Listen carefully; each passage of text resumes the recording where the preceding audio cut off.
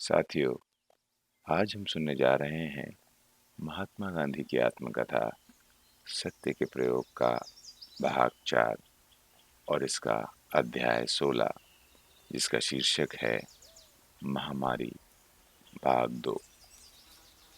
इस प्रकार मकान और बीमारों को अपने कब्जे में लेने के लिए टाइम क्लर्क ने मेरा उपकार माना और प्रामाणिकता से स्वीकार किया कि ऐसी परिस्थिति में अचानक कुछ करने के लायक साधन ही नहीं है।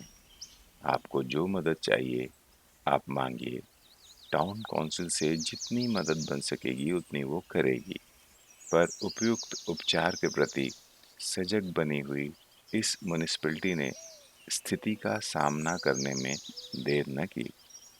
दूसरे दिन मुझे एक खाली पड़े हुए गोदाम का कब्जा दिया और बीमारों को वहां ले जाने की सूचना दी। पर उसे साफ करने का भार म्युनिसिपैलिटी ने नहीं उठाया। मकान मैला और गंदा था। मैंने खुद ही उसे साफ किया। खटिया वगैरह सामान उदार हृदय के हिंदुस्तानियों की मदद से इकट्ठा किया और तत्काल एक काम चलाऊ अस्पताल खड़ा कर लिया। म्युनिसिपैलिटी ने एक नर्स भेज दी और उसके साथ ब्रांडी की बोतल और बीमारों के लिए अन्य आवश्यक वस्तुएं भेजी। डॉक्टर गॉडफ्रे का चार्ज कायम रहा। हम नर्स को क्वचित ही बीमारों को छूने देते थे। वह भले स्वभाव की स्त्री थी, पर हमारा प्रयत्न यह था कि उसे संकट में न पड़ने दिया जाए।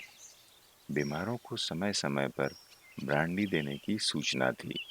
रोग की छूत से बचने के लिए नर्स हमें भी थोड़ी ब्रांडी लेने को कहती और खुद भी लेती थी। हम में से कोई ब्रांडी लेने वाला था नहीं। मुझे तो बीमारों को भी ब्रांडी देने में श्रद्धा न थी।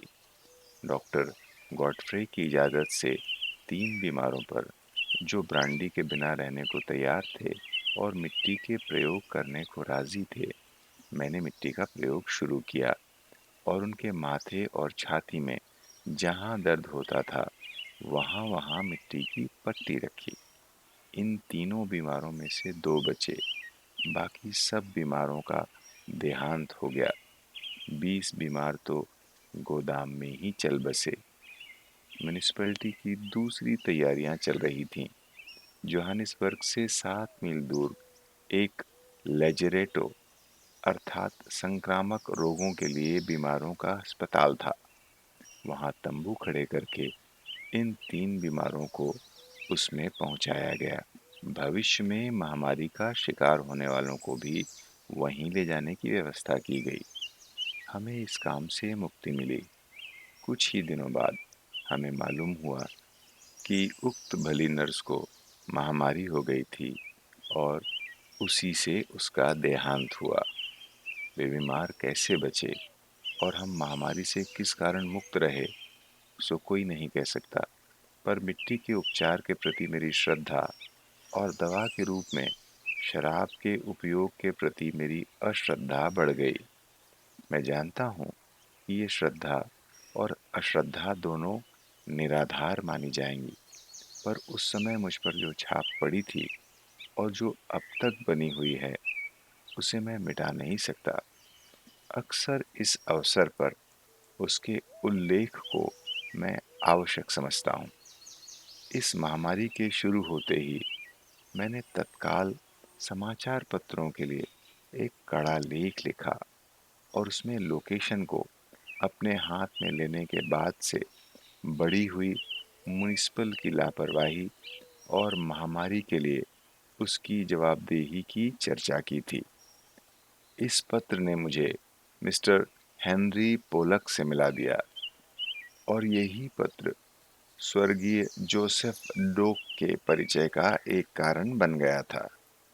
पिछले प्रकरण में मैं लिख चुका हूँ कि मैं एक निरामिष भोजनालय में भोजन करने जाता था। वहाँ मिस्टर ऑल्बर्ट वेस्ट से मेरी जान पहचान हुई थी। हम प्रतिदिन शाम को इस भोजनालय में मिलते और भोजन के बाद साथ में घूमने जाया करते थे। वेस्ट एक छोटे से छापे खाने के साझेदार थे। उन्होंने समाचार पत्रों में महामारी विषयक मेरा पत्र पढ़ा और भोजन के समय मुझे भोजनालय में न देखकर वे घबरा गए। मैंने और मेरे साथी सेवक महामारी के दिनों में अपना आहार घटाकर लिया करते थे। एक लंबे समय से मेरा अपना ये नियम था कि जब आसपास महामारी की हवा हो, तब पेट जितना हल्का रहे उतना अच्छा। इसलिए मैंने शाम का खाना बंद कर दिया था और दोपहर को भोजन करने वालों को सब प्रकार के भय से दूर रखने के लिए मैं ऐसे समय पहुंचकर खा आता था जब दूसरे कोई पहुंचे न होते थे। भोजनालय के मालिक से मेरी गहरी जान पहचान हो गई थी। मैंने उससे कह रखा था कि चूंकि मैं महामारी के बीमारों की सेवा में लगा हूँ, इसलिए दूसरों के संपर्क में कम से कम आना चाहता हूँ। यूँ मुझे भोजनालय में न देखने के कारण दूसरे या तीसरे ही दिन सवेरे-सवेरे जब मैं बाहर निकलने की तैयारी में लगा था, वेस्ट ने मेरे कमरे का दरवाज़ा खटखटाया। दरवाज़ा खोलते ही वेस्ट बोले, आपको भोजनालय में न देखकर मैं घबरा उठा था कि कहीं आपको कुछ हो न गया हो। इसलिए ये सोचकर कि इस समय आप मिल ही जाएंगे, मैं यहाँ आया हूँ। मेरे कर सकने योग्य कोई मदद हो तो मुझसे कहिए। मैं बीमारों की सेवा शुश्रूषा करने के लिए तैयार हूँ। आप जानते हैं कि मुझ पर अपना पेट भरने के सिवा कोई जवाबदारी नहीं है। मैंने बेस्ट का आभार माना। मुझे याद नहीं पड़ता कि मैंने विचार के लिए 1 मिनट भी लगाया हो। तुरंत कहा, आपको नर्स के रूप में तो मैं कभी न लूँगा। अगर नए बीमार न निकले तो हमारा काम 1-2 दिन में पूरा हो जाएगा। लेकिन एक काम अवश्य है। कौन सा? क्या डरबन पहुंचकर आप इंडियन ओपिनियन का प्रेस प्रबंध अपने हाथ में लेंगे? मदन जी तो अभी यहाँ के काम में व्यस्त हैं, परंतु वहाँ किसी का जाना जरूरी है। आप चले जाते तो उस तरफ की मेरी चिंता बिल्कुल कम हो जाती। वेस्ट ने जवाब दिया, ये तो आप जानते हैं कि मेरा अपना छापा खाना है। बहुत संभव है कि मैं जाने को तैयार हो जाऊं। आखिरी जवाब आज शाम तक दूं तो चलेगा ना? घूमने निकल सकें तो उस समय हम बात कर लेंगे। मैं प्रसन्न हुआ। उसी दिन शाम को थोड़ी बातचीत की। वेस्ट को हर महीने 10 पाउंड और छापे खाने में कुछ मुनाफा हो तो उसका अमुक भाग देने का निश्चय किया। वेस्ट वेतन के लिए तो आ नहीं रहे थे, इसलिए वेतन का सवाल उनके सामने नहीं था। दूसरे ही दिन रात की मेल से वे डरबन के लिए रवाना हुए और अपनी उगाही का काम मुझे सौंपते गए। उस दिन से लेकर मेरे दक्षिण अफ्रीका छोड़ने के दिन तक वे मेरे सुख दुख के साथी रहे।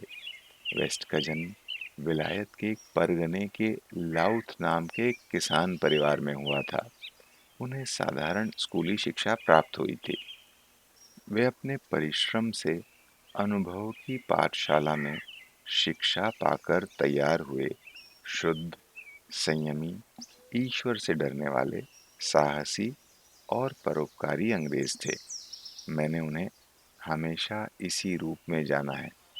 उनका और उनके कुटुंब का परिचय इन प्रकरणों में हम आगे देखने वाले हैं। साथियों, अभी हम सुन रहे थे महात्मा गांधी की आत्मकथा सत्य के प्रयोग। इसका भाग 4, अध्याय 16, महामारी पार्ट 2, जिसका अनुवाद किया था काशीनाथ त्रिवेदी जी ने। महात्मा गांधी की आत्मकथा के अगले भाग के साथ हम फिर मिलेंगे। धन्यवाद।